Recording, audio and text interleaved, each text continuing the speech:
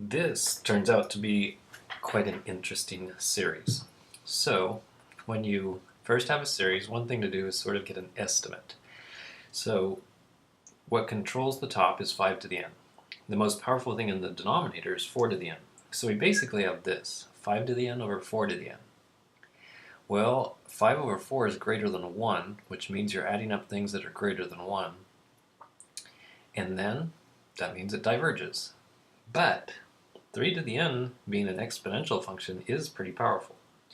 So let's see. What is happening with this function? Clear. Thank you.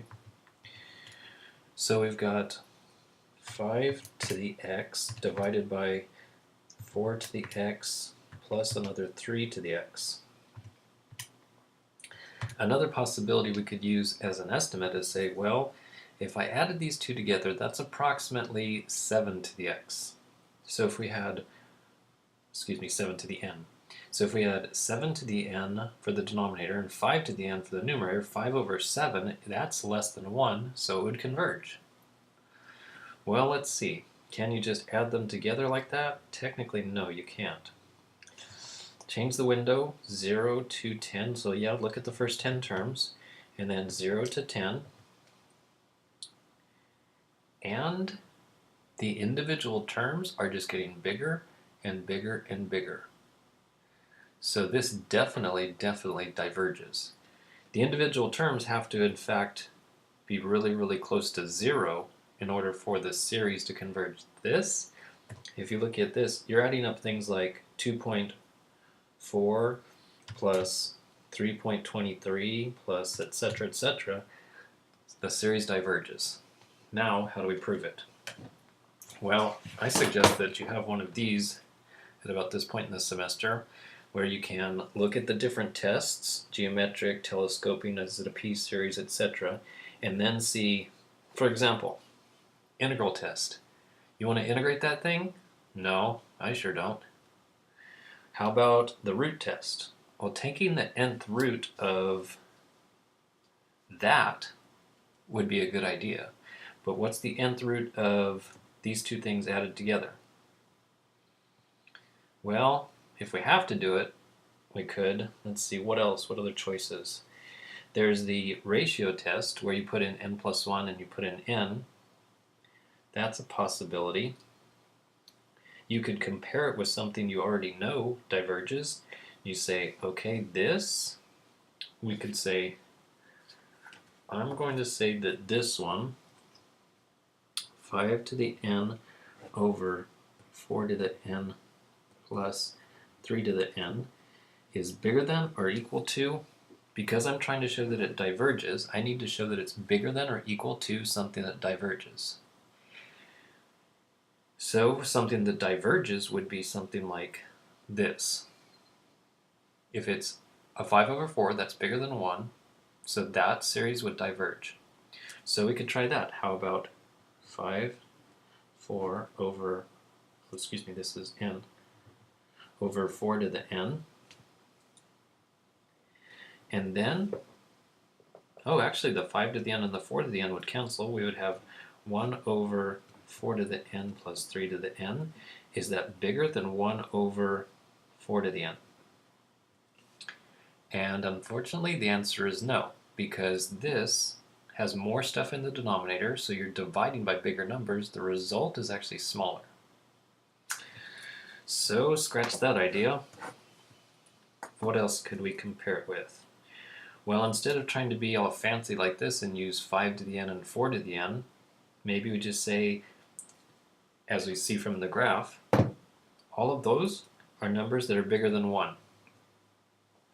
So we just say 5 to the n over 4 to the n plus 3 to the n is always going to be bigger than or equal to 1. Well, except for 0. Because if you have a 0 or a 1, if you have a 0, you're going to get 1 over 2, so that's not true. If you put a 1, it's going to be a 5 on top, and it's going to be a 7, 5 over 7.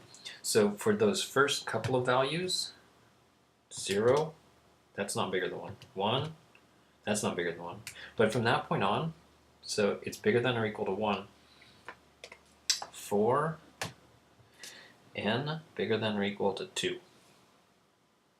And as long as you can prove something's true from that point on, then the first two terms don't matter. It doesn't really matter if you're going to add in a 0.714 and a 0.5. If the rest of it adds up to infinity, the 0.5 and the 0.714 are not going to change that answer. So I just need to prove this equation. Let's see, so cross multiply, so 5 to the n is bigger than or equal to 4 to the n plus 3 to the n. Now the thing is, I know this inequality is true. I could see that from the graph and looking at those numbers. But how do you prove that 5 to the n is always bigger than a 4 to the n plus a 3 to the n? Well, what could you do? You could say, well, I know that it's true at some point. You could then take the derivatives and say, how fast is this one growing compared to how fast is that one growing? If this one is bigger than this one at some point, and you can prove that this one is growing faster, or it has a bigger derivative, then the inequality has to be true. The only problem with that is, what's the derivative of 5 to the n? Well, it's 5 to the n times the natural log of 5. That means you would then have to prove that 5 to the n with natural log of 5 is bigger than these guys with natural log of 4 and natural log of 3. So the derivative is essentially the same as the original. So taking derivative is not going to help. All right, then what we do is, this is called a proof by induction. What you do is you say, okay, I know that it's true for 2. So it's sort of like climbing a ladder. You say, all right, here's n equals 2. I can plug in a 2, and I would get 5 squared. Is that bigger than or equal to 4 squared plus 3 squared? So is 25 bigger than or equal to a 16 plus a 9? Yes, because they're equal. So yes, it passes that. Then what you do is you say, okay, prove that if it's true at some level n, so assume that it's true at level n, and then I can prove that it's going to be true at level n plus 1. Then essentially what that does is say, okay, I know it's true at 2, and that this part right here, the induction part, means that from whatever level you're at, the next level is also going to be true. So then you know n equals 3 is true. And then because of this idea, that means the next level, n equals 4 is true. And then the next level, so that means you could go forever and ever all the way up the ladder. So the next part is assume that it's true at level n.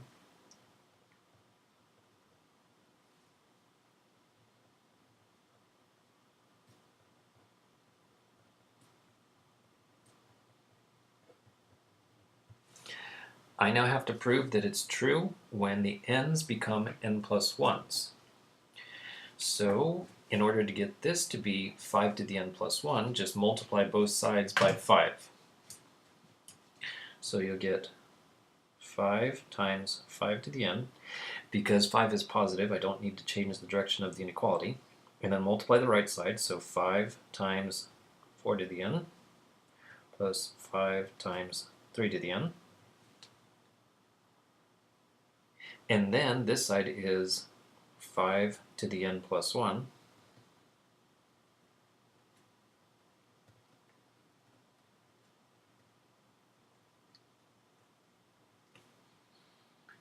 Now this side over here is supposed to say 4 to the n plus 1 and 3 to the n plus 1. So in other words, for this case right here, or this level, everything has to have n plus 1. N plus 1 and n plus 1. Well, notice this. If you're multiplying by a 5 right here, that result will be bigger than if you had multiplied by a 4. Since 5 is bigger than 4, when you multiply by 5, the result is bigger than when you multiply by 4. And you can do the same thing here.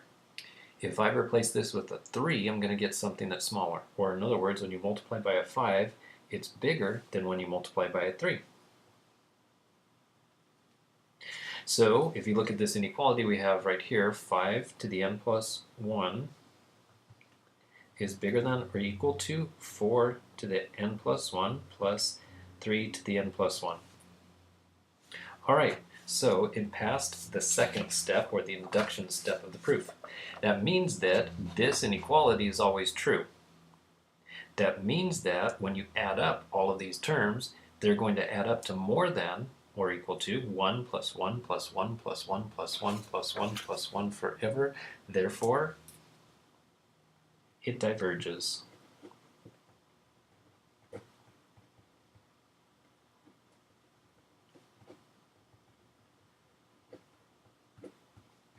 It's a bit of a tricky one, but that was fun.